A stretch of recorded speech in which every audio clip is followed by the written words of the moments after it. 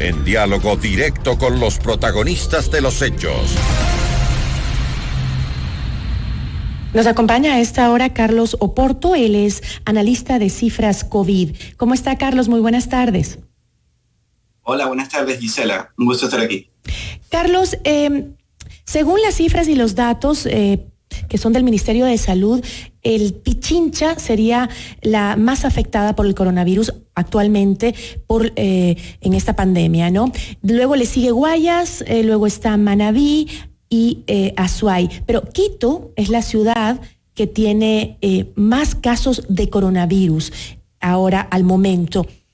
¿Por qué el COVID-19 golpea de una manera distinta? ¿Por qué esas variantes, cuando al principio de la pandemia, hace un año, Guayaquil vivía pues el pico de los contagios y hoy es Quito? ¿Por qué esa variante? ¿A qué se debe según los análisis?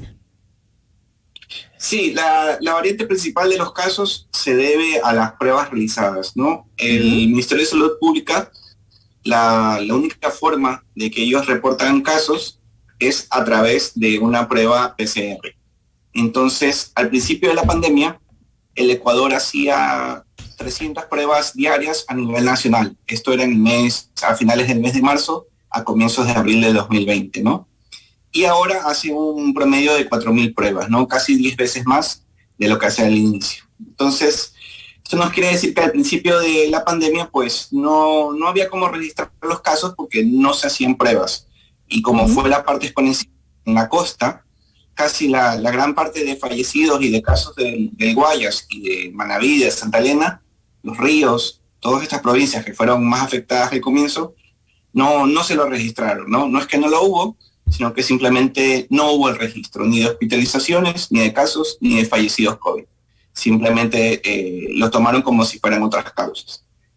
Y eso es principalmente lo que ocurrió antes, ¿no? Ahora, hay muchos analistas o científicos también que creen que a un año de la pandemia aún no vemos cifras reales de lo que nos está pasando. Usted acaba de decir algo que es importante, ¿no? Que todo depende también de la cantidad de pruebas que se haga en cada cantón, en cada ciudad, en cada lugar. Eso depende mucho y no es real en cierta forma, porque obviamente si en Quito se están haciendo más pruebas, pues seguramente saldrán más positivos. Pero en realidad no tenemos cifras claras entonces. Sí, las cifras, por ejemplo, ahora actualmente vemos que Pichincha sigue haciendo más pruebas, hace 4 veces más pruebas que Guayas en el último mes, según cifras del Ministerio de Salud Pública. Entonces, podemos observar que en este momento Quito y Guayaquil están bastante mal los dos, simplemente un poco más de casos porque Quito está haciendo un poco más de pruebas, pero las dos ciudades están con UCIs al 100% y con más de 15 excesos de fallecidos diarios, ¿no? Están ahí, tal vez un Quito con un poquito más, pero las dos ciudades están bastante igual en estos momentos, ¿no? Incluso la cifra, dicen algunos epidemiólogos que la cifra definitivamente debe ser mucho más alta. Correcto, sí. Incluso en Quito, que se hacen más pruebas, la cifra debe ser 10 veces más, ¿no? Ahora el promedio actual de casos diarios es de 1.200 casos diarios. Pero el exceso fallecido diario, el promedio del último mes, es de 100 excesos fallecidos diarios. Esto no quiere decir que no tenemos solo 1.200 casos, sino que probablemente son unos 8.000 o unos 10.000 casos, ¿no? Diarios, ¿no? Simplemente se hacen muy pocas pruebas en el país comparándolo con otros países. Ahora, si Quito enfrenta más contagios que Guayaquil y tiene esos datos por ahí que todavía no conocemos y que son muy altos en la pandemia, ¿por qué no hemos vivido lo que vimos que vivió Guayaquil en los inicios de la pandemia? Es por lo mismo, por las pruebas, ¿no? Quito al principio, Quito lo que pasó fue un incremento sostenido desde marzo hasta julio. Julio fue el pico de Quito, ¿no? En marzo no hubo tantos fallecidos, fue aumentando poco a poco, pero no fue esa explosión exponencial que se vio en Guayaquil. En Guayaquil habían días que fallecían 600 personas diarias, ¿no? Eso simplemente fue terrible lo que ocurrió en Guayaquil. Fue muy rápido, ¿no?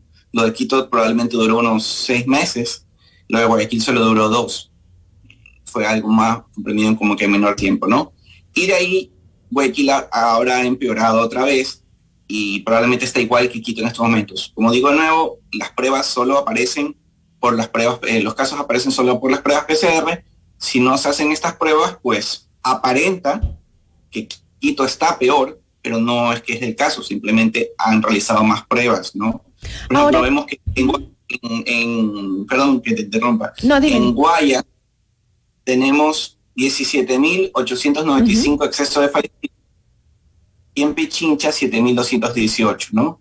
Esto es con cifras a finales de febrero. Tendría que actualizarlas ahora con marzo, pero al menos hasta finales de febrero. Esto no quiere decir que realmente Guayas ha estado peor, simplemente no se hacen las pruebas, ¿no? Si bien que igual Guayas tiene más población, igual, es casi más del doble. Y frente a esta realidad, ¿es coherente lo que se está haciendo en el tema de vacunación? Es decir, lo que está, como está caminando la vacunación en Ecuador, ¿cómo lo ve usted? El problema es que va muy lento, ¿no? Estamos yendo pues, con el tema de la vacunación. Veo que también se tiene una estrategia de vacunar, no vacunar a las personas que ya tuvieron COVID, esto de un inicio porque no hay muchas dosis, ¿no? Pero si bien en Guayaquil ya hemos pasado casi un año y muchas personas ya han perdido la inmunidad. De hecho, yo tengo el caso de una persona conocida que se reinfectó y la madre acaba de fallecer porque se infectó por primera vez, pero por ese reinfectado le dio COVID. Entonces, esa no debería ser un parámetro. No veo que otros países lo están usando, no es parámetro. Se aplica porque hay pocas dosis. Todas las dosis de momento se han aplicado 95.915 dosis en el país, lo que quiere decir que solo hemos vacunado en primera dosis al 0,5% de la población. Es muy poco, muy poco. Ahora, y en el tema del listado de vacunados, que se mantenga clasificado, ¿cómo está en relación a otros países? ¿Ellos también mantienen esa información clasificada? Me parece que los primeros vacunados, hay países que han hecho ellos mismos la investigación. Veo el caso de Perú, que hubo un caso parecido de Quique, que se vacunaron personas que no debían, y ellos publicaron la lista y bueno, se vio que se habían vacunado un montón de personas que no tenían que haberse vacunado, ¿no? Eso ya fue un trabajo del mismo gobierno.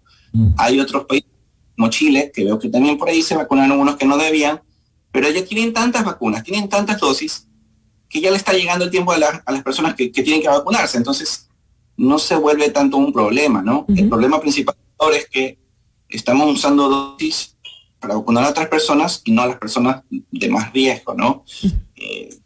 Ese es el principal problema que tiene Ecuador. Yo creo que si tuviéramos 2 millones, 3 millones de dosis y estuviéramos aplicando 200.000 dosis diarias, pues no creo que habría mucha queja. Y el tema de dónde parte, porque claro, uno ve las cifras en Chile, que ha vacunado a 367.000 personas en un solo día, y dice, ¿qué está pasando? ¿No? Es un tema económico, es un tema, también muchas organizaciones internacionales se han quejado de que no ha sido equitativa esta distribución de las vacunas y que obviamente los países más pobres van a sufrir las consecuencias. Correcto, sí, es una cantidad de factores, ¿no? Es una cantidad de factores que evidentemente países con más poder económico, como Reino Unido, Estados Unidos, Israel, tienen mayor acceso, y también influyó de que los países que negociaron primero, Israel fue uno de los primeros en negociar las vacunas sin que haya resultados. Ellos compraron millones de dosis, bueno, al ser los primeros también las reciben primero. Cabe un poco la negociación, qué tan bueno sea un país negociando con cada farmacéutica, haber adelantado dinero, ¿no? También, y ayuda a eso. Ahora por eso también se hizo la iniciativa COVAX, la OMS y las Naciones Unidas, para que también haya de cierta forma una forma equitativa. Veo que han llegado ya millones de dosis a África, gracias a esa iniciativa de la OMS, porque si no, simplemente estos países no se estarían vacunando. Y es un riesgo, porque no sirve de mucho solo vacunar a un país y el resto no, y que se produzcan más variantes, ¿no? De cierta forma sería bueno. Sobre todo en América Latina, ¿no? Países que estamos con una diferencia tan grande, con Perú, incluso que está tan cerca, una diferencia tan grande en el proceso de vacunación, puede que no dé resultados efectivos si un país no va a la par en el tema de vacunación. Claro, sí. Evidentemente, por ejemplo, estamos vacunando el promedio diario, es a 4.000 personas, 4.000 dosis administradas de manera diaria, ¿no? sea primera o segunda dosis. Puede parecer mucho, 4.000 dosis diarias en Ecuador, pero esto nos da un promedio de 6.878 días para vacunar al 70% de la población. O sea, estamos hablando de casi 18 años, ¿no? Evidentemente es porque hay muy pocas dosis y no da más, la matemática no da más. Ya ¿muy pocas dosis nada más? O también, porque cada día se escucha que van llegando más dosis al país, o también que no tenemos la capacidad suficiente para vacunar, es decir, la logística para llegar a la gente tal vez no es la mejor, porque como Chile vacuna en un solo día a 367,000 personas. Sí, efectivamente Chile ya tenía ya un mejor sistema de salud instalado, mejor logística, o sea, ellos venían un poco más preparados ya para la pandemia, ya antes. El sistema de salud de Ecuador ya estaba debilitado. Pero efectivamente Ecuador sí tiene la capacidad, por lo menos, para vacunar a 30,000 personas diarias, la tiene, la puede hacer. No las hay, ¿no? Para vacunar a 30,000 personas diarias tienes que tener 1 millón de dosis, no, si no, es imposible, no se puede vacunar a tantas personas. Así llegan 70,000 dosis, pues no llegan, ¿no? Son muy pocas. Me parece que cuando ya llegue el 1 millón de dosis anunciadas de Sinovac, pues ahora ahí sí comenzaremos a ver una vacunación masiva en Ecuador, ¿no? Se supone que tiene que llegar este mes, no se sabe exactamente qué día, pero tiene que llegar este mes ese 1 millón de dosis. Aumentaría ya el promedio diario, ¿no? Lo único que podemos hacer de momento es revisando cada día la velocidad de vacunación y exigiendo que se pueda aumentar, ¿no? Y ahora justamente en otros países, en Estados Unidos, el gobernador de la Florida anunció que van a abrir la vacunación para que todas las personas que quieran se vacunen, sin importar rangos de edad, ni de condición, ni de absolutamente nada, que cualquiera se pueda vacunar. Esa diferencia que hay, ¿cómo afecta? Sí, lo bueno es que Estados Unidos y ciertos países como Israel ya pueden, probablemente Chile también ya lo pueda hacer pronto, porque ya vacunaron al sector de más riesgo, ¿no? Eso es lo bueno, como ya están entrando a otras fases, donde más personas se puedan vacunar, de menor edad. Veo que Chile lo ha hecho bastante bien, yendo de mayor edad a menor edad. Estados Unidos también está yendo rápido, son países que están yendo bastante rápido con el sistema de vacunación, y probablemente estos países en 6 meses ya tengan toda vacunada la población, ¿no? Ecuador, para lograrlo, para vacunar a todos, hasta fin de año tendría que administrar 180,000 dosis diarias. Es bastante y yo creo que la vacunación se extenderá hasta el 2022, al menos en este país. Pero usted ha dicho que es la falta de vacunas, más no la capacidad de procesarlas o de dárselas a la población, ponérselas a la población. Entonces, sí podría tener la capacidad de hacerlo con las vacunas que están por venir. 180,000 no lo sé, eso no lo sé. ¿No? Sé que el plan de gobierno es 30,000 diarias, ¿no? 100,000 es muchísimo. No lo sé. Que en realidad no vamos a cumplir lo que dice el gobierno, poder vacunar a todas las personas que dice ya para este año.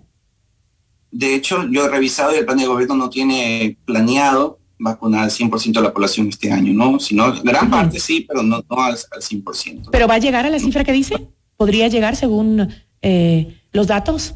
Llegamos a 180,000 dosis diarias, sí, pero yo creo que como está planeado ahora, solo 30,000. 30,000 y a 60,000, simplemente matemáticamente es que no llega, ¿no? No se puede llegar. Pero sí, por lo menos al sector de más riesgo, que es lo importante, veríamos una gran reducción. Probablemente para agosto ya debería estar un poco más tranquilo el Ecuador, ¿no? Si bien falten personas de vacunar, probablemente ya son los de menor riesgo, ¿no? Que ya tengamos toda la población de riesgo vacunada, sería bueno porque ya podríamos liberar espacios de hospitales, disminuiría el exceso de fallecidos y de cierta manera pues puede un poco entrar a la normalidad, ¿no? Pero es importante que se lo haga rápido. Y no solo Ecuador, que el resto de los países lo haga también así, ¿no? Dependemos un poco de lo que haga el resto de los países. Pues si no tendría, por ejemplo, Israel sigue con el aeropuerto cerrado y probablemente lo seguirá hasta que el resto de países se vacunen. Bueno, o si no, podrían aplicar el tema del pasaporte de vacunación, que incluso ya Israel lo tiene dentro de la población, ¿no? Que para entrar a un cine, a un gimnasio, tienes que presentar un carnet de vacunación, si no, no entras. Claro, dicen, es voluntario, si quieres no te vacunas, pero si no tienes un carnet que diga que te vacunaste, no puedes entrar al cine, al gimnasio, a ningún lado.